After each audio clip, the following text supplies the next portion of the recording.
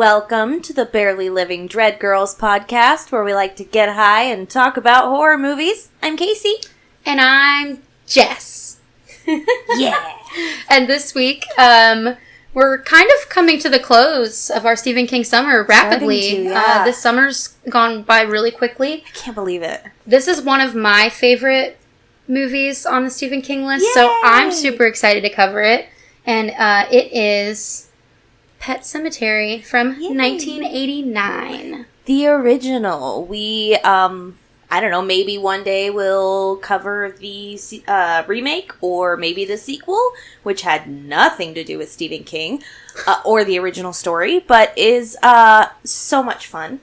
But yeah, for now we are doing the original. I started reading the book for the first time, never read it before. Turns out it's exactly like the movie. Oh, it's not up there. I forgot. Yes, sorry, I have the book down here. It's down here. But it's because we have Gage and Church up here, and then we've got this lovely painting made by a local artist named Jess. I did that. She did it. I was watching the movie, taking notes and painting, and Go follow our TikTok at Barely Living Dreadful, and you can see her doing just that. yeah, I've been posting my little paintings on there. I needed another fucking hobby, like I needed a hole in my head, so there we are. We love hobbies. Yeah. Yay. So, this movie right is one of his most popular, one of his most known.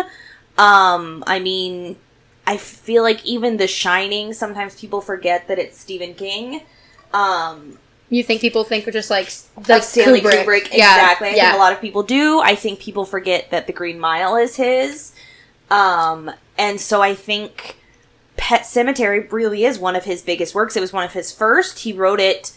It was the second book he ever wrote, but I think the fourth book he published because he was a little skeptical about publishing it because it was so sad, and It's really fucking sad. it's really fucking sad. Somehow he makes it even sadder in the book, but this screenplay is written by Stephen King, which is why, and I mean exactly like the book. Some of his book adaptations are so much like the book, it's weird. Like, it's like they just used it for the screenplay. I mean, so many, like, lines that he just lifted straight from his own book. But again, it makes sense because he wrote the screenplay. Directed by Mary Lambert, who did Urban Legends Bloody Mary, and has done a ton of TV. I love Bloody Mary. It's so bad. Yes, so good, so bad. Starring Miko Hughes, very tiny baby Miko Hughes, who So cute. just a few years later. So this movie, its special effects work was in part done by David Leroy Anderson, who made a very big FX company that I can't remember the name of right now.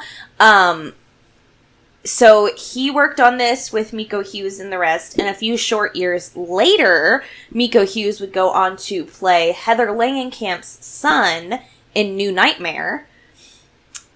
And David Leroy Anderson and Heather Langenkamp Anderson are married today.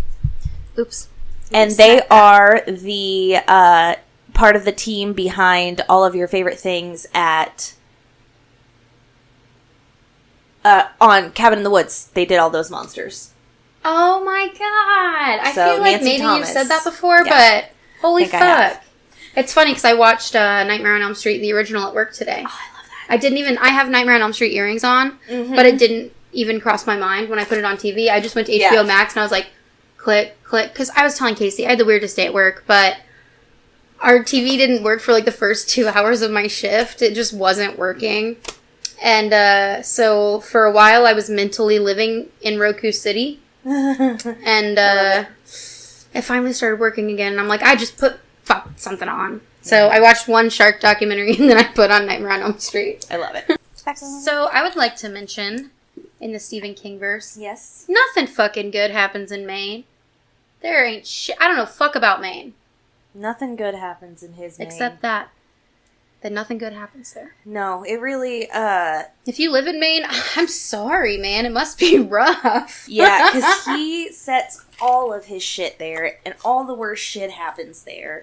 I mean, needful things happens in Castle Rock, Maine, and that's where the devil opens up a, small shop and starts fucking with the whole town. It happens in Derry, Maine. We all know what happens in that story. This is in Ludlow, Maine. Jesus, goddamn. Dreamcatchers. Wasn't there a part of that was in Maine when they, go back to the... Yes, it's based in... Parts of it are in Derry, Maine, yeah. Yeah. With their childhood. It goes on. Duddits! Oh, no. I love Duddits! I would die for him. I was telling my, one of my regulars, Brian, he asked what I thought about the Dead Zone, because he loved it. Mm-hmm. And I was like, that's okay. And he's like, and I was like, no, let me tell you. I was like, for me, it's kind of, all over the place, blah, blah. And I was like, but Casey kept killing me. And he's like... I was like, with the quotable line, and he's like, oh God, is it? He's like, they're gonna fall through the ice. I'm like, the ice. The ice is gonna break. Yes. I can't leave that one in the past. I gotta carry it with us. But anyway. Forever. Let's talk about Pet Sematary. I haven't edited that episode yet, but it's gonna be a blast. Oh, it was so fun. We had a fun time last week. So, also starring, 80s, just 80s mom. Such a hot 80s mom, Denise Crosby, who was also the mother in Cujo, which we did not cover this summer, but is a classic King story. Truly, yeah. Also starring my favorite part of this movie, Fred Gwynne. I love Fred Gwynne. I love Fred Gwynne. I love Fred Gwynne. The original Herman Munster, he's also just done a million things. He was also just an amazing human. I didn't even put two and two together that he was Herman Munster. He is everything. Fred Gwynne is everything. Judd. Yeah. Oh. Judd has my whole heart in this movie. And so I did watch the remake. I'm not going to talk about it too much because I was just unimpressed. It was fine. I didn't hate it. I didn't have time to watch it. I was going to, right. But I feel like I'm not missing much. The Judd in the 2019... Can you look up the actor's name? Yeah. It's just not coming to my mind right now. He's a huge actor and I love him. But the Judd in the remake is not the sweet, snuggly, huggy grandpa that he is in this and he is in the book. Fred Gwynne just is so perfect. And his Maine accent, I'm reading the book in his accent. Oh, gotta stay away from the rod, I love Fred Gwynne. He was so perfect for this. And I think part of my only problem with the movie in its entirety is Dale Midkiff, who plays Lewis Creed, who's our main character. His acting is crap. It is so stale and cardboard and one note, and I can't stand it. He ruins the movie for me. It not ruins the movie, I just really wish I could replace him with almost anyone else. The answer you were looking for is John Lithgow. Thank you, John Lithgow, yeah. And you would think that he would be the, oh, sweet Judd Crandall, another version. They made him kind of, gruff, and, he yells at Ellie a couple times. Not yells at her, but, Judd she goes loves into the house. Ellie. Yeah, she, goes into the house and sees something, and he, walks in and scares her, and he's like, you got a habit of looking through people's stuff, and I'm just Judd never acts like that, ever. Judd's a nice guy. He's normally I wouldn't do this, but let's bring this cat back to life. Because he just loves he just loves Ellie so much. Yeah. That's why the remake's really fucked up, because... Ew, I hate that. Ellie dies, not Gage. That's what I've heard. Yeah. Anyway, we'll cover the remake eventually. So we start, we get our long-ass credit scene with the sad music. It's going to be a sad-ass fucking movie. And, we cut to ominous trucks barreling down this fucking street. We're in Cope. Yeah. Barreling. Oh, they drive so fucking fast. And we see our family that just purchased a house on this crazy truck-filled road. The Creed family moving from, I want to say, Boston? I can't. Maybe that's the remake. Moving from somewhere, so that he can I thought they were maybe Chicago. Maybe Chicago. I think it's Boston in the remake. I think it's Chicago. They're moving to a small town so that he can be a doctor at a university, have more time at home, and so they bought this house in the middle of nowhere on this extremely country road.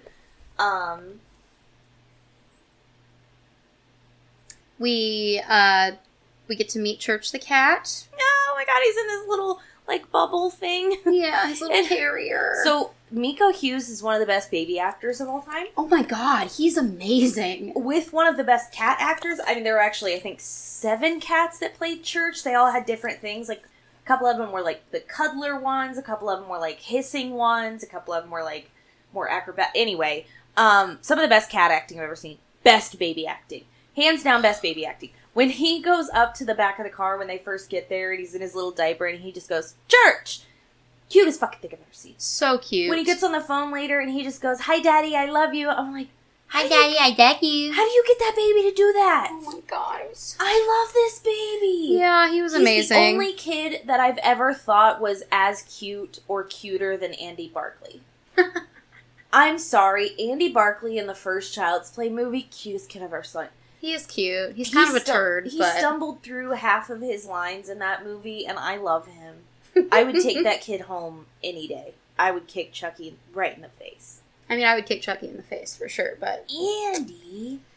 Anyway.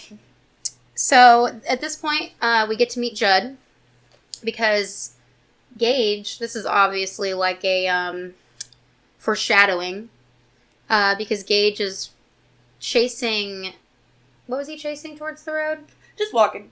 Oh, he was just walking towards the road, and Judd, the neighbor from across the street, comes up and grabs him, and he's like, "You gotta stay away from the road." I don't know why I sound like Christopher Walken again. You gotta stay away from the road, So yes, and the reason that the parents weren't watching is because Ellie was on this tire swing and it broke, and so the parents both ran over. You have a baby. And it's fucked up because when Fred Gwynne picks him up, when Judd Crandall picks him up, this fucking truck, I mean, seconds after. No, you don't, my friend. Not in that road. Gage! I corralled him for you, missus. Thank you. Whizzes by. And that is exactly how it happens in the book. Like, it's... Like, it's third person, but you're kind of in Lewis's head, and this, like, him hearing the sound when he turns around and he sees the baby, like, as Judd scoops him up, like, the sound of the roaring that he's hearing, and he's like, it wasn't 2 seconds later that truck passed. It's like, holy shit, that's close. How could you not...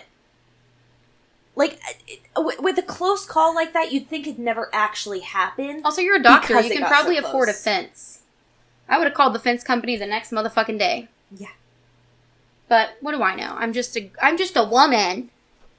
I don't know anything. So, after this happens, they, get their introduction with Judd, and he's like, well, I'm happy to see this place with people in it again, hasn't had anybody lived here in a long time. They see this strange path, and they're like, where does that go? And he's like, oh, that's a good story. I'll take you there sometime. Mm-hmm. And, well, soon enough, we'll learn what that goes down that path, won't we? Oh, we already know. Yeah.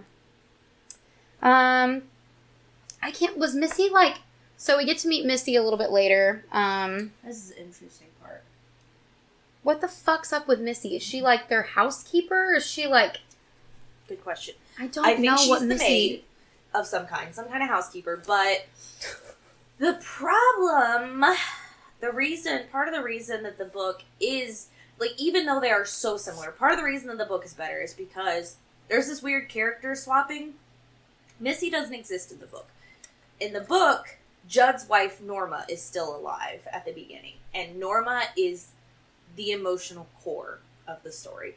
Norma and Ellie get along so well. They bake oatmeal raisin cookies together. Sweetest thing ever. I love Norma. And then Norma dies, a third of the way through the book. And it's, I'm weeping reading it as Judd's going through the funeral. And, like, there's one line that it broke me so much that, like, I went, ah, ah, and I just set down the book for a minute because they're at the funeral, and Lewis and 3 other guys are pallbearers. Mm-hmm. And right before, they pick her up, he says, be careful with her, and then he puts his hand on the coffin, he looks at it, and he says, I'll be with you soon, girl. I am weeping. So in both of the movies, Norma's already gone. Yeah. And in this, she's replaced with the nanny, who I think to add another body to the count, make it seem more like a horror movie. I don't know. I wish they had left Norma in. Yeah. But the movie is kind of sad. It's already sad enough, yeah, truly. Because nobody cares when the maid goes. Nobody cares when... What's her name? Missy. No one cares when Missy goes. Missy's death is so weird. Every time she's on screen, it makes no sense. It doesn't. Her character was very confusing for me. You can tell he just like, oh, I don't want to have to deal with Norma's character because that adds a lot to the movie, and I want to cut that part out, but I want to still have, like, another female presence or another death or another thing. Let me add this person in. You can kind of tell. Like, it kind of feels that way. So, yeah, we get Missy, and she's just weird and vulgar and just annoying, but after... She's got stomach cancer, so she's always got stomach pains. Yeah. And Lewis keeps offering to, like, check her out and, like, hey, can I help you at all? She doesn't want any help, doesn't want any of that. She does love to bitch, though. Oh, yeah. No worse, no better. So, after they get all settled in, Judd's like, you want to go see the path? Let's go. Take the whole family. Yes, the whole family. They take him up to the pet cemetery. Which is spelled wrong. That's why this is spelled wrong. I'd like to clarify that. Yes, it is a sign above. That's why the book's spelled wrong. It's a sign that was made God knows when. And, you know, whoever it was, probably in the fucking 1800s at some point, probably didn't know how to spell the word. Carved it in. I mean, there's dozens and dozens of animals buried and little, like, posts and stuff made. And Judd's explaining, like, this is where pretty much the whole town comes to bury their pets. A lot of pets get hit on the road. That road does take a lot because the... Bad road. Kills many pets. But then, you know, there's even goldfish and stuff buried there. It's not just... But it's just the town buries their pets there. And he even points out his dog Spot that died. Yeah. And Ellie is kind of starting to... process death? The idea of death. Yeah. Like, even coming to the idea that, oh, wow, things do die. And kind of starting to think about that. And this in a permanent way. Yeah. Into the, Denise Crosby her name is Rachel. Where you start getting into Rachel's trauma. Like, you can see how uncomfortable she is. She immediately wants to leave. She's like, oh, God, this is no place for a kid. She walks over to Lewis. She's like, let me have the baby. She wants Gage to feel, just so she can feel, like, not, like, you can see how uncomfortable she is. Yeah, absolutely. But, you know, they start heading back, and when they get back, Ellie's talking, she talking to her dad, I think, about, like, well, what if, like, church dies and stuff like that, and, you know, then they start talking about, like, religion and God, and she's like, he's not God's cat, he's my cat. God can get his own cat if he wants. Yeah, it's true. If there's a God, he can get his own damn cat. And it's the sweetest, saddest little thing. It's so sad, because she loves church so much. It's apparently, like, taken basically straight from Stephen King and his daughter, because something along those lines happened, or they moved and something like that, and there was an actual pet cemetery, and they, the daughter was like, I don't want God to take my cat, and the cat ended up dying.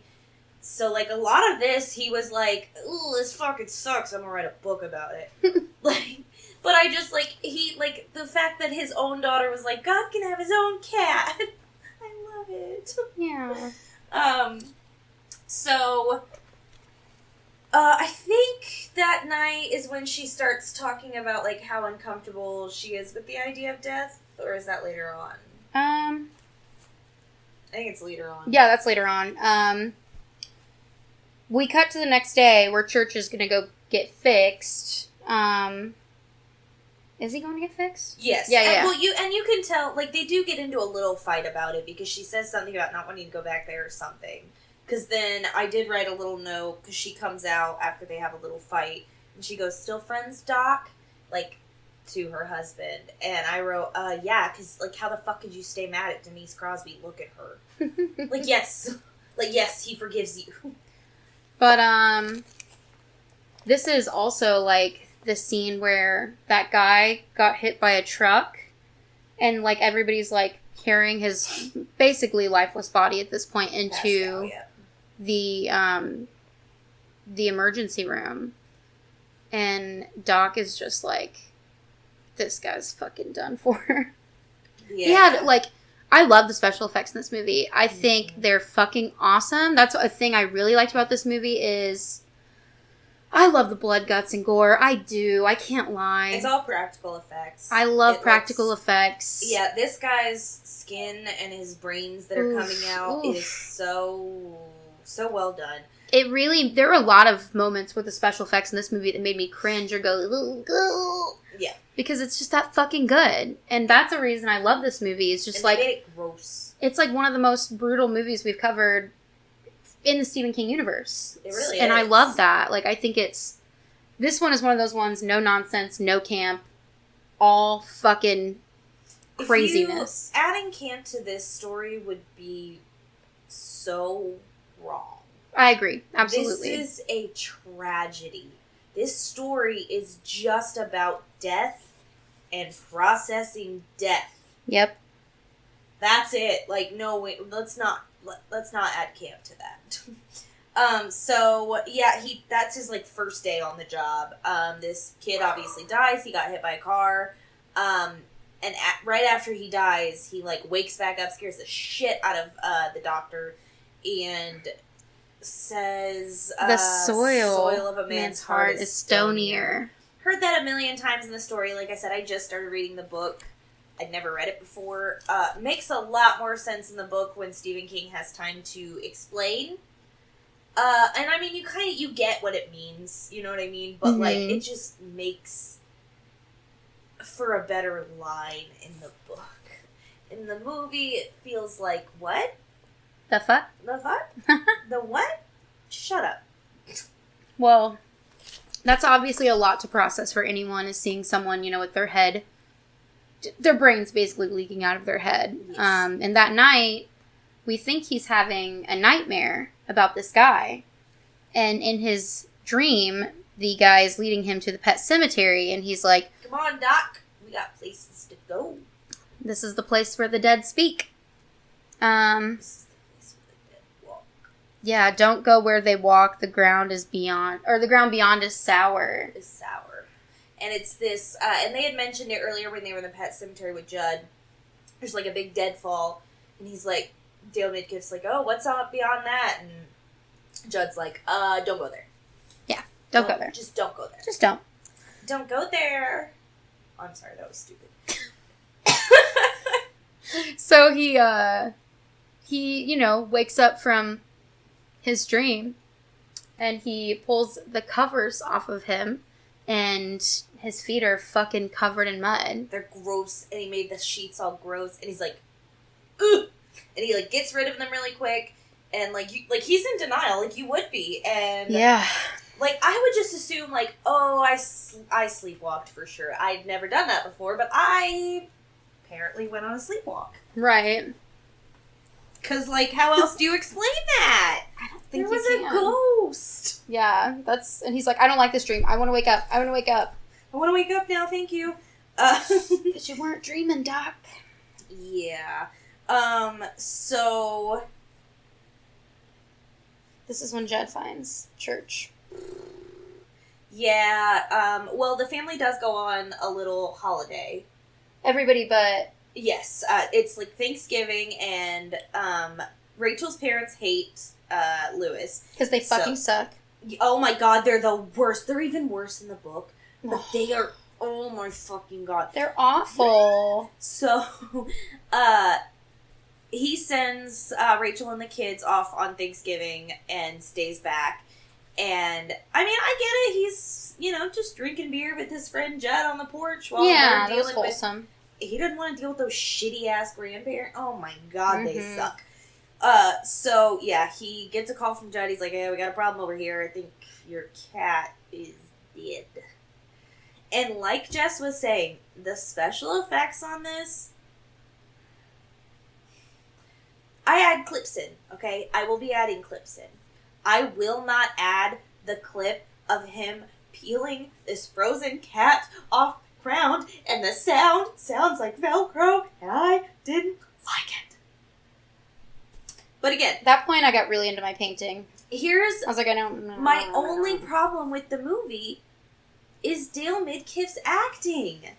And maybe it's because he's in a lot of scenes with Fred Gwynne, and Fred Gwynne is...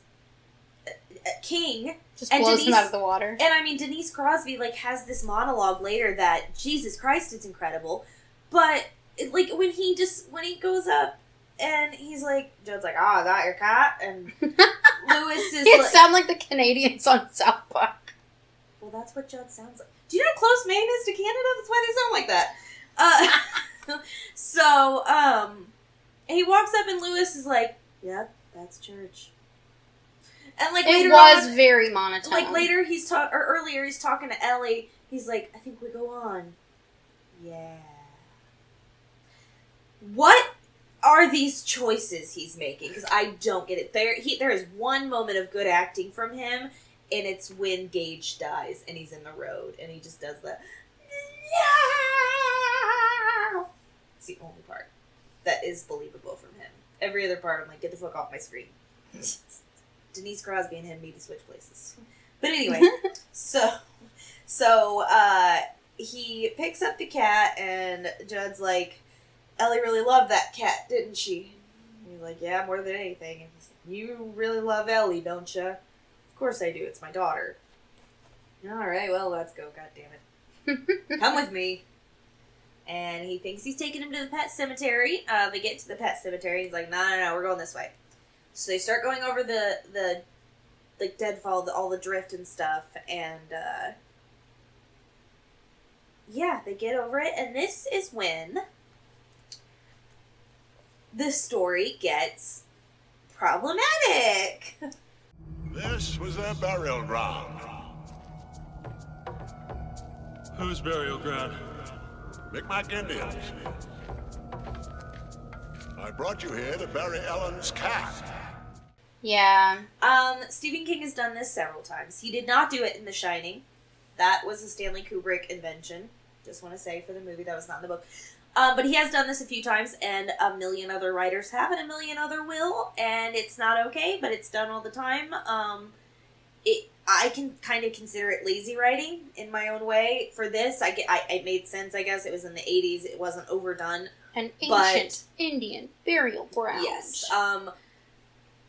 So, that's problematic for many reasons. Obviously, the word Indian is constantly said in this movie. I will be saying native. Native. Yes, I will be saying native or Native American. And the other big problem with Native American burial ground is, that's not, a thing. There's not, an American burial ground. Mm-hmm. Each tribe had their own burial practices the way that each society today has their own burial practices, the way ancient Egypt did and everything else. And so, just saying Native American burial ground is kind of just a misnomer, just a very, it's incorrect saying, blanket yeah, statement. it's like saying Christian burial ground. It's that nobody says that. Mm-hmm. But, I mean, they do say, and, this, it mentioned over and over again, is the tribe, the Micmac Indians, who their tribe was nowhere near this area of Maine, unfortunately, so it doesn't look like Stephen King did a lot of his research on this. Again, I don't want to really make excuses for him, but the 80s, a lot of coke. But yes, I will be the first to admit this is problematic. He needed to have done more research, or, again, if you are, I consider it kind of lazy writing. But if you are going to add that, if you do feel it's necessary, if you are like, wow, I really need some reason for this and I think this makes sense, A, do your research. or B, use a completely fake tribe with completely fake everything. Because otherwise, you are insulting someone's culture. and someone's history. Like, it just... It just... So, I just wanted to go ahead and say all of that, get that out of the way, because we are going to be talking about this again. I may say the word Indian if I am referring to the actual script and what they say, but yes, I am going to be referring to the tribe as natives. Obviously, we both will. We both understand that this is extremely problematic. We get it. It's a movie. It's over. You know what I mean? So, I just wanted to get that out of the way and say we understand. We support all natives, and, Absolutely. But they do get to the Micmac burial ground. Which has all these crazy, symbols and rocks. Mm-hmm. And, Judd's like, here's a shovel. I'm gonna go smoke a cigarette. You have to bury your own. Each buries their own. Like, the Micmacs buried their dead here until the ground went sour, and then they knew not to do that anymore. They left this... And we know about it, and some people know about it in town, and now you know about it, and bury your cat. And he's like, we're just burying a cat? And he's like, yep, just bury your damn cat. And then never tell anyone that we went here. Yeah. So he buries them, and they leave, and that's the end of that, right? Sure. No. Well, we need to recognize as well that Judd said the soil is stonier again. Soil of a man's heart is stonier. Yeah. And he was just like... That's what the dead guy said. That's what the guy in my dream / reality / whatever said. Sometimes that is better. Sometimes that is better. I love that line, though. I mean, I think it's... But, Sometimes it is. Yeah. Church comes back. And he ain't the same Church. No. He's stinky... And he is scary. He's like... Whatever cats do. I don't know. I have dogs. I don't know. I have dogs. And it is... I think it should be noted that in the book... Hold, please. In the book, the pets, when they come back... aren't aggressive. They're just really, really, like, slow and not the same, definitely. They're not violent and they're not aggressive. Just... Zombie-esque? Like, yes, absolutely. The way old Haitian zombies were described. The original zombies before George Romero, reconstructed them. The just mindless... Like, the way Church is described in the book afterwards, like... When you, like, drop him on the ground or throw him on the ground or whatever, he's just very stumbly, clumsy, will fall on his, like, back and then, like get up and kind of stumble away. Not the lithe way a cat moves. And, he was a tomcat before he was, feisty in a way, still a loving, house cat, but just, like, anyway. So... He's very pokes aggressive. Around on his neck. And it's just, like, so gross. Because he's, like, gooey. This cat is so dirty. Such a cute cat, though. Oh, my God. So Judd. Lewis is just like, okay, weird, whatever. Goes to take a nice hot bath. Church brings him a little present. What is that present, Casey? A dead mouse. Right in the bath. Let me a dead clarify. rat. A dead rat. Right in the fucking bath water. So, do you ever read through IMDb trivia? Just, like, to learn facts? Sometimes. Sometimes I do, especially if we're doing stuff for the podcast, because sometimes I learn new things. I was scrolling through the very last fact, which is in the spoiler section, which is supposed to be, like, the better facts. I don't know. Oh, gosh. Was... It was a real rat. The rat that was dropped in was fake. Oh. Okay. I was like... Bitch, I thought you were going to say it was real. I'm like, gross. But I mean, like... No, it was weirder things have been done in movies. It was a fake rat. I thought it was. I don't. You and me and everyone else, Jess. That's why you. That's a horrible trivia question. That's how you know that anyone is allowed to post on there. Anyone can post anything. That makes me think, for the game show night, we should do a trivia question that said, true or false, the rat dropped into the bathtub in Pet Sematary is real. And people are going to get so tripped up. They're going to be like, oh my God. It was. Yeah, totally. And then we'll be like, eh. Fake. Just like you should have went with your intuition. Yep. Don't ever doubt yourself. Shit's fake as shit. See, you'll know the answer to that trivia question if you watch our podcast. And you can win. It's a fake rat. Stuff. Yeah. Fake rat. Fake rat. Just like the world thought. Can you believe it? It's mind-blowing that it was fake. Like fucking... Movies are newsletters real. Across the world. The rat was fake. I was shocked. Shocketh. Shooken. Shooken to my chorus. Shaken like a cocktail. Shaken like a Salt Polaroid shaker. picture. Shaken like the fucking Yin Yang twins told me to. Anyway, so where were we? We do this sometimes. Where were we? We were talking about... Okay, so we're past the rat thing. It's fake. We've established that. I think we've established I have a feeling that the only reason that scene happens is to get Dale Midkiff without his shirt on. Are you going to hate on that too? It'd be better if it was Denise Crosby. Oh my God. I can't argue with you though. So this is another part where we were talking about, like, with Missy, how we don't really understand her part. There's just a scene with her putting a noose around her neck and fucking hanging herself, and I was just like, 86 Missy. She can't take the stomach pains, but, like, why are you here? Why was she in the story?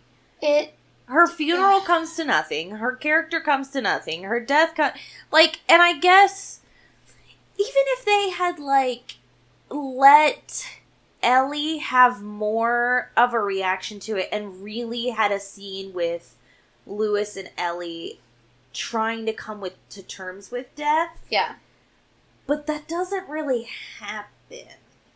And again, like, it's replaced in the book because when Norma dies in the book, Ellie takes it really well. And she understands, and she's really starting to come to terms with death is okay, death is a natural thing. Like, that's what Lewis is trying to instill in her. And Rachel has this extremely unhealthy fear of death. Mm-hmm. And, like, she can't even speak of it. She can't talk about it. She can't go to funerals. Obviously, it's a hard subject anyway. And we'll talk about why in a little while, why she has this holdup about it.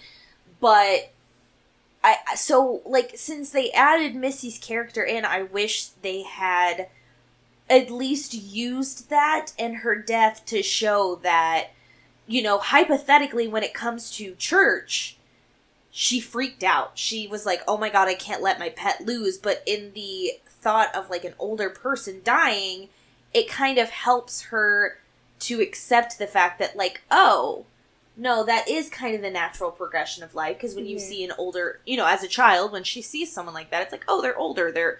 Anyway, it just seems so pointless. Like, maybe that got cut out from his screenplay or something. Maybe he did add that in, and it was like a scene that was cut or something. I don't know. Yeah.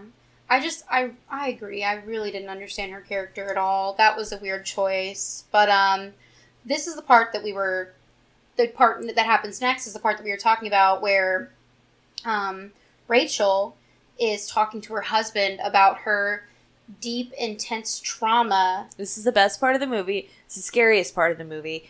And it scared me for years. Yeah. Years. The image of this woman, of the way, I don't know who the actor is that they dressed up as Zelda. You can find out. Zelda has shown up in my nightmares. I can't tell you how many times. As a child, I had vivid nightmares of Zelda chasing me, of me finding Zelda in a room. And I'm not kidding, like, the exact image of this woman in this movie, I mean, scared me to my fucking core. The scene where she runs right up into the camera and she's like, never get out of bed again. Never get... Oh my God, it still scares me. Ugh. It was terrifying. Okay, hold on. I want to say, I don't know. Anyway, Andrew Hubatsek? Andrew Hubastank? Hubastank. So it is funny that you said that name because I did notice this time around that it was that actor's feature film debut. So good for him. That's awesome. Oh my god, Edward Furlong was in this? What? Stephen King is the minister. Minister, yeah. I didn't Did even... you not notice? Well, I was also painting while I was taking my notes. Have you ever seen this before? I have. Yeah, you have. It's been a while. Yeah. Like, so, I saw this when I was a lot younger, and it freaked me the fuck out. Yeah. So it's been years since I'd seen it, so I was trying to, like... Right. So, yes, Stephen King is the minister. He does his little speech. That's for Missy's funeral. And so, anyway, yes, this is when Denise Crosby has this incredible monologue.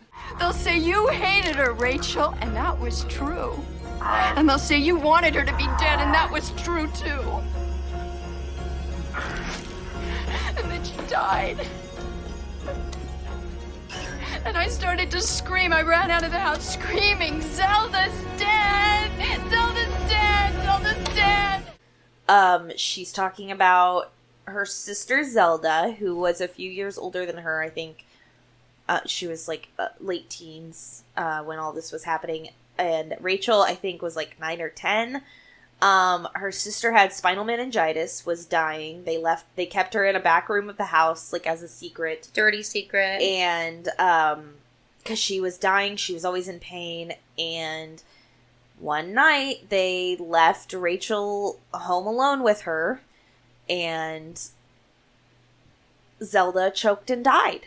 And Rachel, it fucking scarred her, obviously. I hate her parents. I fucking hate them. They explain in the book that, like, they were out on some, like, out to dinner with some couple or something. And, like, what pisses me off the most is the way that Rachel's character makes excuses for them and only blames herself. And just the way that, like, and Lewis the whole time is like, they should have never left you alone with her. How could they do that? How could they let that happen? And agreed. Yeah. Why would you ever leave your child like that? Here's something about the remake that pissed me off and honestly maybe turned me off for the rest of the movie, and that's why I don't like it. Tell me. In the remake, young Rachel, there's like a dumbwaiter where they can send things up to Zelda, and apparently it doesn't work sometimes, and she wasn't supposed to use it, but she like sent her food up there, and somehow Zelda fell down the dumbwaiter shaft, and that's how she died. Making it kind of Rachel's fault. Like, obviously not really her fault. That wouldn't make sense, though, because she can't really move. Exactly.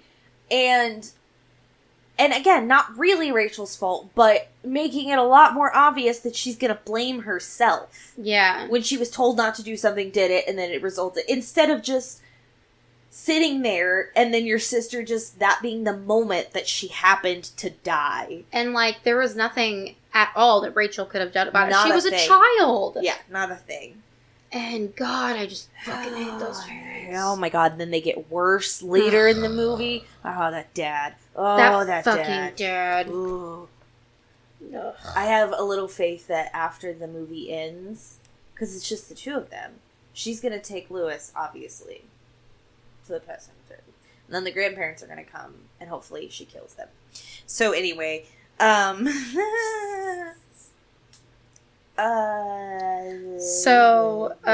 next we get to the scene of Gage flying his kite. This kid's so cute. He's so fucking this cute. Kid's so cute, I can't. Overalls. Honestly, the cutest fucking kid. And like you said, the most amazing actor. He's flying his kite. He's having a good time. Ellie wants her turn. Why are all the parents' backs turned to this motherfucking child that already ran out into the road once? It's Lewis's fault. It's fucking Lewis's fault. The other two were sitting at the bench with Ellie. Lewis was in the field with the baby. Let go of the baby's hands.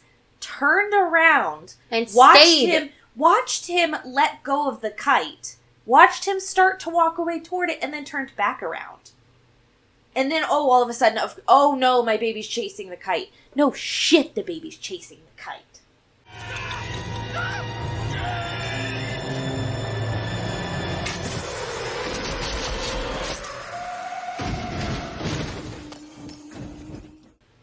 Because he, drops the little thing he's holding on to. So, and of course, Fred Gwynne notices, because he's the only fucking responsible person in this entire film. And starts yelling. The baby! Get the baby! And starts yelling, and then Denise Crosby starts yelling, and Dale Midkiff starts running, and then at the last second he trips. Oh my god. And then you get the sound of the truck squealing, and then you get this tiny little bloody baby shoe in the road. Oh my god. And then so he starts screaming, and then you get these like pictures of little baby Gage. And it me up. Oh my god. And it transitions to like the funeral. Wait, I have more notes. Later. I just can't. Remind me. Baby. Remind me to be like, hey, you have something to say. You have something to say. Not right now. Okay. When?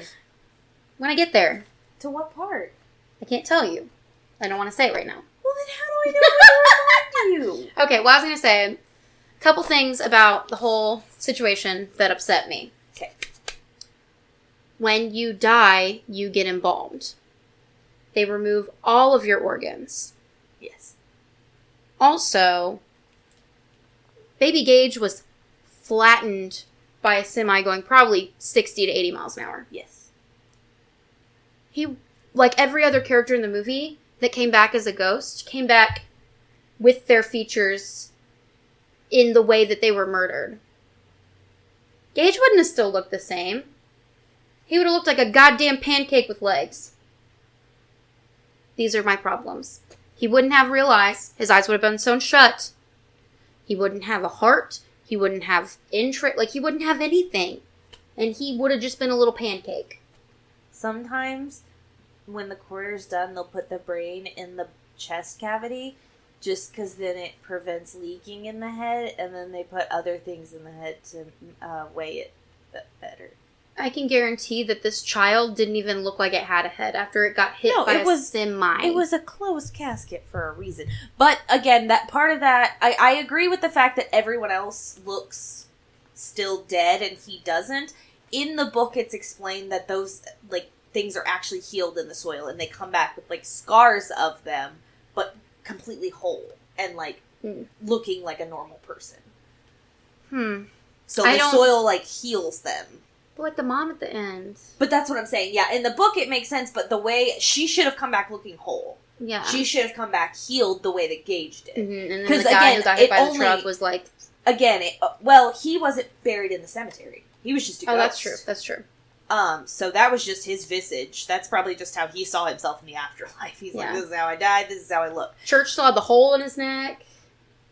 No, I think he was just bloody. Oh. Yeah, I think, but she should have been, because the only way that it makes sense for Gage to come back is if it heals his body, to be not the end of fucking Who Framed Roger Rabbit. And so that's the only way that makes sense. So yes, Denise Crosby should have come back. I do like that last image because she looks disgusting. I love it. I'm just saying. I completely agree. For continuity purposes. You are 100% correct. Okay, well that's all I got. 100% correct. So now we're at Gage's funeral.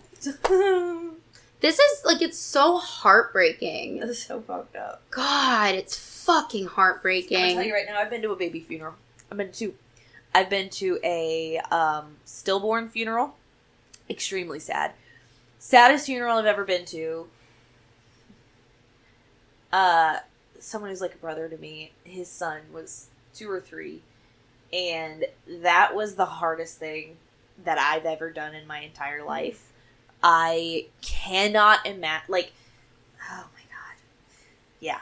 So, the whole time I'm watching this scene, I'm like, yeah, that's fucking rough. And then, the fact that a fight broke out. I understand that fights break out at funerals. Jeff's got a story for the ages. But, not a baby funeral. Not the time. So, so they her just fucking yeah. we hate her parents, but Oh, her dad comes up. Rachel's dad comes up and he's like, "You son of a bitch! You were supposed to be watching him. Why didn't you fucking watch him?" And like, granted, he's did right. just say that, but not time the and time. place. Time and place. And he fucking punches him in the face. And then starts, like, kicking him Oh, while he's yeah. on the ground. And that's why Lewis, like, has to grab one of his feet or push him off of him, which then knocks the grandpa, the dad, whatever, Rachel's dad, into the casket, which then makes the casket fall over and open. And you see a tiny baby hand. Which also wouldn't be... My... Well, it could look like a hand. I don't know, man. He got hit real hard. It just depends on where he got hit, if he went under a tire, both tires, if it just smacked him in the face. I mean, it could do a lot of damage, but he could still have a little hand. Just this tiny baby. It was really sad. It was so sad. And, like, Rachel's, like, obviously losing her fucking mind because... What the fuck? And then But here's what pisses me off, too. Because in the book, she's defending her dad... Because, like, he does something, and then Lewis throws a punch, and she says, "Don't hurt my dad." And then even in this one, she goes, "Daddy!" Not like, "Dad, stop," or "Lewis, oh my god," just, "Daddy!" Fuck you. But then again, that's exactly how it is with trauma and people who are abused and, like, anyway. It's like Stockholm Syndrome. Absolutely, 100%. But yeah, so... 100%. I hate her parents. Some of the worst parents ever. So that happens. Everybody's super fucking upset, obviously. And so Rachel is going to go stay with her parents for a while. She's going to take Ellie. She's just obviously not doing okay. Which hang out with her parents is going to make her feel better. And part of the problem is that Lewis, since he's not doing okay, he's not able to comfort the family the way he needs to. There's one part where Ellie starts screaming and crying because she wants Gage back so bad, and runs and starts, like, sobbing on the couch. And Judd is like, "You have to go comfort your little girl. You have to go help her." And Lewis can't. He's just stuck. He can't do anything. And so Judd literally has to get up and go comfort Ellie. And, like, the whole time Rachel's being sedated. And, like, all of this makes so much sense. It's so real. That, like, there are times in my life where there are things that have happened to me where my mom, like, if she's had something, has given me something to sedate me because I just can't, you know what I mean? You're just in that, like, I have to be asleep. That I either need to be asleep or dead. Mm-hmm. I have to do so. I cannot be conscious right now. Yeah. And that's, you know, that is one reaction, and a completely... other realistic reaction Absolutely. Is Lewis just being frozen and catatonic. I've definitely been there. I've been so devastated, numb, in the worst emotional and mental, people are physical... talking to you and it's just fuzz. It's just static. Because nothing matters. You're seeing, but you're not seeing. It just kind of... You're just alive, on autopilot. But you're not alive, you're just living. You're just there. You're on autopilot. You're barely there. And yeah, again, and then her reaction of just, like, you can't stop screaming and crying, so you have to be sedated. And then, of course, Ellie's reaction of just that grief. It's just... This movie is exploring ways to deal with death and grief, and that makes for the saddest fucking thing. It's so fucking sad, dude. And then he's throwing in horror on top of it. Why does he do this to us? Because he's amazing.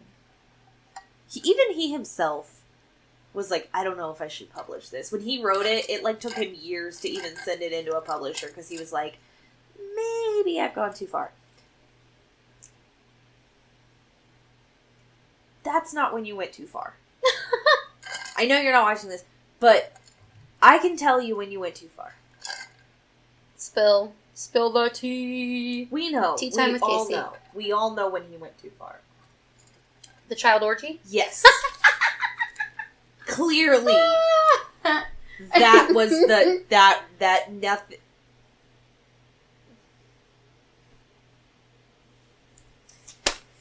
Anyway. Back to you, Casey. Back to you, Jess.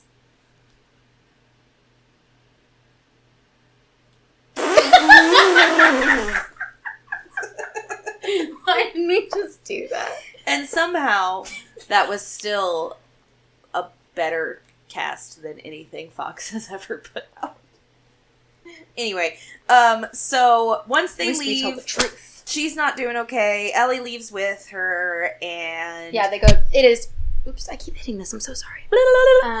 They do. It is Chicago because I wrote that down. You're right. Yeah. So they go back to Chicago with her parents. Yes. So that night, Lewis is chilling in his kitchen drinking, as you would. And Judd comes over and he sits down. He's like, "Listen, motherfucker, I know what you're thinking." Because earlier, when Church came back and Lewis was like, "Bitch, what the fuck?"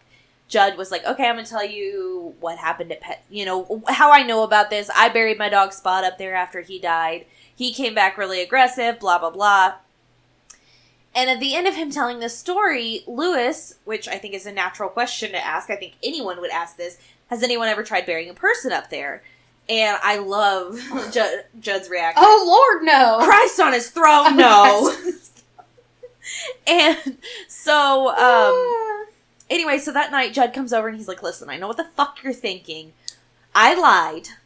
Someone did bury a person up there. This man had a son. Son went off to the war, died in the war, sent his body back. The dad was going crazy because his wife had already died. So he went and buried his son up in that Micmac burial ground. And obviously the whole town knew he was dead, or thought he was dead, and then they see him stumbling around one night, and he's, like, terrorizing parts of the community. He doesn't actually do anything, like, he doesn't kill anybody, in the book anyway. I think he ends up, like, eating some animals in the movie or something, but he's not... Right. He's a zombie. He's not right. And, like, they describe him as just, like... There's some part of him there, like, he says things sometimes, but it's not... Just not all the way there, you know? And so... He's telling him this story. He's like, "So we all went up there." And I think... So in the movie, they start the fire. And they're like, "We gotta kill your son. You should probably get out there." But he doesn't. In the book, it's the dad that buried his son that kills the son, kills himself, burns his house down. In the story, it's the town. I don't know which I prefer. They both kind of make sense to me. Yeah. Because, I mean, I could see... You're like, I have done something that... is a damn... I mean, I don't believe in God, but that's an ungodly thing. That's not natural. And in a small town like that, even if he hadn't done anything wrong yet, like, even if he hadn't hurt anyone, hurt any animals, if he was just lurching around town scaring people, this town is going to be like, that is an unnatural abomination. That's the word they use in the book. Abomination. He's dead. It needs to stay that way. And, of course... Let dead dogs lie. Yes, sometimes dead is better. So that's when he's telling him this story, and he's like, "I know what you're fucking thinking. Don't do it." Lewis is like, "I'm not gonna fucking do it. I'm not gonna do it. I did it." Oops, I did it. I'm not gonna do it, girl. I was just thinking about it. I did it. So obviously, I said the baby coffin is so sad. It's so sad. But there is one little moment that I was like, I almost wanted to laugh at, because it's when he's digging up the baby grave, and this cop rolls by, and he's, like, hiding in the grave, and the cop rolls by, and he, like, lifts his head up, and then he kind of goes, heh, and, like, goes back. I was like, what the fuck kind of Bugs Bunny-ass shit? It was, that part was a little camp, I'm not gonna lie. It was weird. I didn't Take a shot. You know our drinking game. Well, and then, anybody who listens to this podcast die now. Truly. We're gonna lose all of our followers. I love you. It's okay, we'll bury him in the pet cemetery. Loyal followers. Yeah. We'll create an army. An army of living Dread girls! People. Oh, yeah. Girls, gays, theys. We don't care. All of them. No cis men. No cis straight men. We love you! Anyways. So anyway, he digs that baby up. Oh my He takes that God. baby body, and he digs another grave for that baby body, and puts that little dead baby's body. Can you say baby body one more time? Little dead baby body, into a new grave in the Micmac burial ground. And it's so sad, because he even says, he's like, Gage, come back to us. And I'm just like, what parent in the world, what parent who has lost a child, or even thought they might lose a child, or even had a child and thought, what am I going to do if I ever lose them, has not thought of that? You know what I mean? Like, a parent who's ever lost a child and thought, I would do anything just to bring them back. I don't care how they come back. I don't care if they're not the same. I don't care what I have to give up. Yeah. I will do anything to bring my child back. And that's the feeling you get from this. It's so, like trying to put yourself in those shoes, like, trying to think the way he's thinking. It's like... meh. Also, something that we forgot to mention is throughout this movie, the little girl has been having these kind of, like, premonition-esque dreams. She's, like, vaguely psychic. It's not, like, so fully explained, but she's, like, yeah, like, earlier she called when they were away for Thanksgiving, and she was like, is Church okay? Do you promise he's okay? I had a dream that he got hit by a truck and buried in the pet cemetery. Yeah. And he's like, no, none of that happened. Except for all of it. Bitch, who told you? And this time, she's, like, told, you know, the mother and grandparents that she had a dream that Daddy was trying to bring Gage back. And the mom, like, took it very seriously. She's like, I gotta fucking go. Yeah. Hopped on a plane and came back home. And it's, like, it's kind of... I wish it was explained a little bit better in the movie that there are these malevolent forces in the pet cemetery that are pulling you to it, that are reaching out to these people in grief, and, like, you know, giving you that sense that you need to do this. And so there is this external force that is giving Ellie these things, and then in the movie it's visualized by the ghost of Victor Pascal, which is so fucking stupid. But there is this external force that is trying to stop that, but there is always that malevolent spirit in the burial ground that's trying to bring people to it. So yeah, she is on her way back with her friend the ghost. I can't remember where Lewis was. He went back to sleep. Oh yeah, he went back to sleep. Yeah, he went buried the little baby body. And we're gonna get banned from YouTube. And then went and fell asleep with his shoes on, like an asshole. Again. Jesus. Earlier in the movie, he fell asleep with his scrubs on. Bitch, I take my scrubs off. Sometimes I take my scrubs off before I leave work because I just don't even want to drive home in them. I'm just sick of wearing them. Who the fuck sleeps in their scrubs? You fucking disgusting. That is disgusting. Especially as an actual doctor. Yeah. You got stuff on you. Ugh. I don't know what stuff, but it's stuff. Germs. Dead baby bodies. Lots of those. Lots of them. Now he definitely does. It's all over him. He just went to bed. His kid was oatmeal when he took it out of the freaking casket. And it rises as an oatmeal raisin cookie. Fully baked. Just like Norma made in the book. Yeah. But we cut to Judd. Murder me. Yes, so anyway, well, before we cut to Judd. Ooh, what? Oh, well, yes, before she leaves, she calls Judd and is like, hey, make sure he doesn't do anything stupid. Judd falls asleep on the porch. Dale Midkiff does his thing, falls asleep. And then we hear this little laughter, and we see a tiny little baby hand reach into Lewis's doctor bag and pull out a perfect little baby-sized knife, because it's a scalpel. But it's perfect for a baby hand. A baby body. A little dead baby body hand.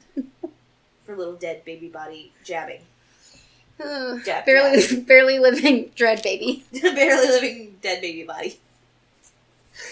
Except it's dead.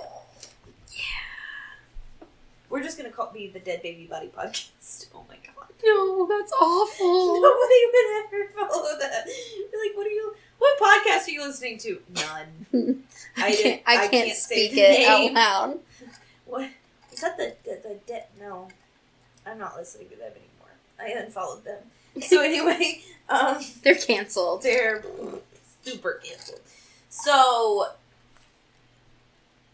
yes, so we do cut to Judd. Judd wakes up. He's hearing all these crazy things in his house, and then he's realizing, oh shit, he went and got Gage and buried him, and now Gage is in my house, and he's like calling out for him, and you're hearing all this little baby laughter. It's so creepy.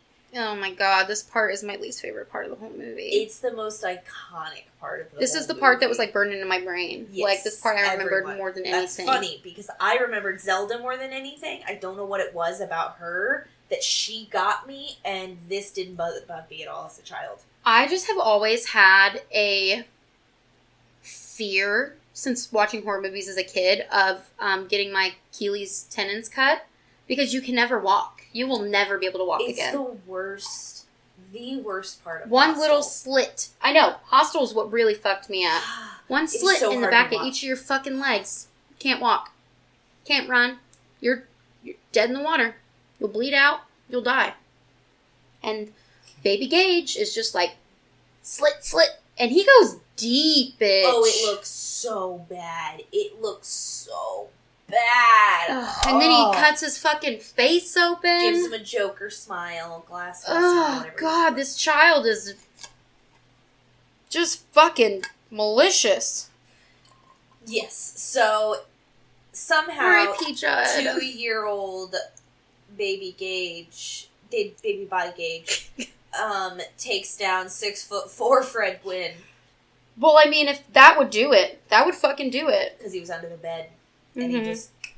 And yes, that is a horrid part to watch. Absolutely. Oh my god, awful. it's so sad. I was like, not Judd. So then, oh, and then he bites his throat. Oh my god, yeah! Judd got it bad. Everyone always talked about how they were afraid how much Miko Hughes got fucked up by this because he was in so many of these, like, scenes and stuff. Turns out a lot of the, like, really fucked up scenes, like that one, when they're fighting later, a lot of the bloodier scenes, they used, like, a doll. So that he actually wasn't exposed to almost any of the horror in this movie. Oh, wow. That's crazy. The same cannot be said for New Nightmare. He was a little older, but... yeah. Still. But, so eventually Rachel gets home, but when she gets there, first of all, she catches a ride from the same type of semi that just murdered her son. Maybe wait for the next one. And the guy looked so similar to the guy in the beginning, too. Like, I was just like, ugh, creep. You think that guy got charged? I don't know. If you were the parents, would you want him to... He was speeding. He wasn't paying attention. But... You know, I'm not a parent, so I don't really think I can say, nor should I. Yeah. I guess I was God, just that's thinking a hard... loved one, but it is different when it's a kid. It's always different when it's your kid. It's a very awful situation that I can't even imagine having there's no make good that outcome. choice. Because it's not like... it's likely the state would anyway, but... Yeah, it's not like pressing charges and pursuing that is going to bring your child back. Exactly. And a lot of the parents don't. I mean, I wouldn't want to drag it out and just be constantly... I mean, it's hard not to be reminded of that every day, but like going through the trial and knowing how long the legal process is, just constantly, every day being reminded of it, you know? It's like... awful. Just awful. Yeah. So, she does get back, but then she's pulled over to Judd's house by noises, because she's kind of hearing Gage. This is when we see little show-stopping Gage with his little top hat and his little cane. And his little velvet. Yes, he's so cute. He's dressed up like a painting that is shown in the parents' house earlier. But yes, he does. He's just... Oh, he's so cute. I want to hug him. Also, we're still seeing Rachel being haunted by Zelda before this. Like, she's always with her. But yeah, I think she's just in this, like, out of her mind at this point a little bit, because Gage is walking towards her, like, "Hi, Mommy, I wanted to play with you." And then he has a scalpel in his hand. She's like, "Oh, baby." Like, probably just so, like, in shock, in disbelief, and picks him up. And then we just hear some stabbing noises. I mean, yeah, I don't care what he's holding. I'm going to pick that baby up. That's my kid. And she, you know what I mean? Yeah. I feel so bad for her. So, yes. But I mean, also, like, the little girl was like, he buried Gage. He came back to life. So at what point are you like, oh, maybe that's... Well, but she doesn't know he's going to come back like that. Mm. She's just... And he's... Like I said, He's even saying, like, "Hi, Mommy, I love you." Like, oh... I want to play with you. So, yes, unfortunately, she dies. 17 hours later, Lewis wakes up. Fucking A. So long later. Like, you buried your kid so that he could come back to life. Maybe don't sleep for 12 hours. Take a nap. Take a quick nap. Set an alarm. Power nap. Set an alarm. Take a nap sitting up. That way you don't fall asleep that much. Beyond me. So he does wake up eventually. He almost fucking dies, like, gouging his eye out because he, like, falls out of bed. Oh, he smacked his head so fucking hard. Yes. Notices his scalpel is gone, runs across the street. Judd's dead. Somehow, Gage carried his mom into the attic. Her body falls down, and then it's a Chucky-style fight between an adult and a tiny dead baby body. I'll stop. So, they're fighting, wrestling around, and he, like, throws the kid really hard. It's kind of fucked up. And... he was already dead. It's true. It might just be a demon in there. You know That's what I mean? true, yeah. Could just be a demon. And so then Gage gets back up and he starts walking toward his dad with the knife again, and Lewis just pulls out a needle and just jabs him right in the... And he gets these big... So he jabs him in the neck with the needle, and he gets these big watery eyes. No fair. And he just, like, oh my God, my heart broke. And he just walks down the hall, and you kind of hear him fall. And then he's dead again. But before that, also, I think we forgot to mention that he caught Church and picked him up, like, scruffed him, and gave Church the shot to kill him, too. Yeah. And then he went over and did it to... Because when he saw his wife and Judd were dead, he's like... Because he's almost realized, sometimes death is better. But not really, he hasn't realized that. No, because we see him pouring fucking gasoline everywhere. Fun fact, the outside of the rat's fake. The rat was fake, but the outside of Judd's house was a fake facade built around a real house, and they actually burned it down. Whoa. So that's actually a fire burning in the background when he's carrying Rachel's body. Because he's like, it's fresh. It's so much fresher. It'll work better. She hasn't been embalmed. All the rest of them have. You know, they've all been, all their organs. So you never know. You never know. I said, didn't he learn his fucking lesson? Third time's the charm, motherfucker. No, it's not. So he chooses... at least this time he doesn't go back and take a nap. He goes back and plays solitaire. The fuck is this guy's problem? Lots of them. It's true. I feel the worst for little Ellie. Because now she is going to be raised by those terrible fucking parents that raised Rachel. That's so fucked up. Ugh. But, what you own always comes home to you. Yes. So Rachel comes walking in the door. This bitch is oozing! It's her eye. It's so fucking nasty. It's so gross. Like, when she smiles, it, like, some of it, like, breaks and, like, pusses out. And he grabs her face and starts making out with her. I was like, oh. Actual gaggage. Not for all the tea and China. Oh, not for all of it. That would be a really good amount of tea, though. Oh, I don't even care.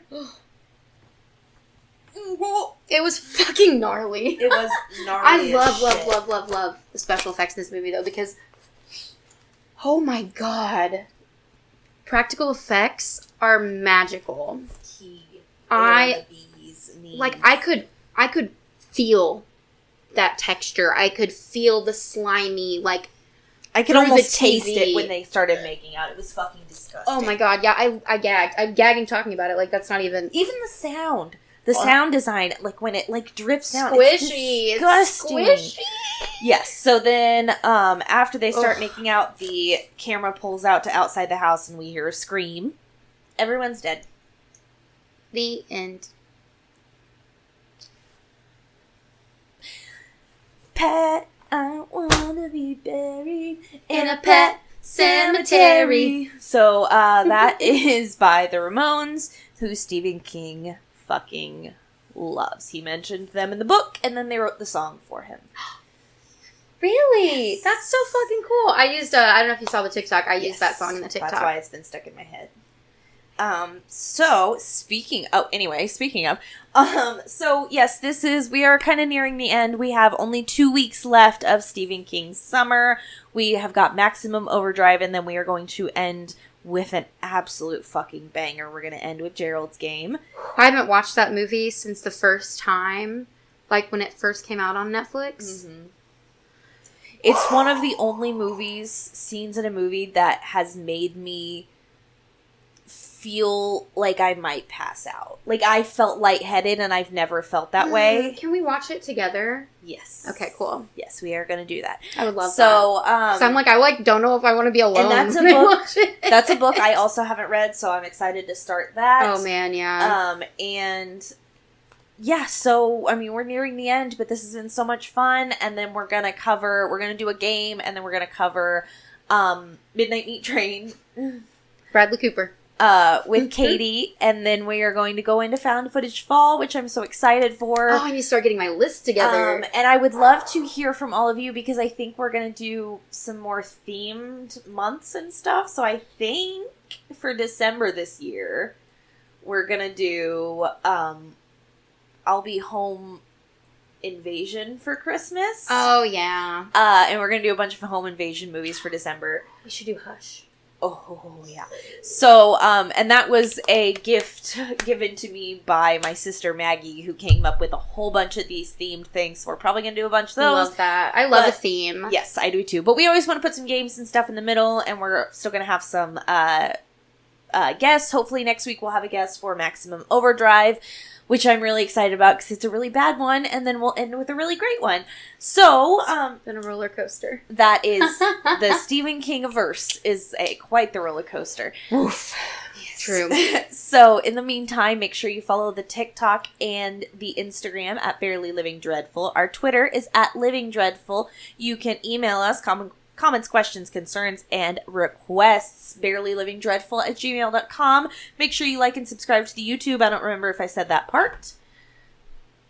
And until next week, stay spooky. Bye.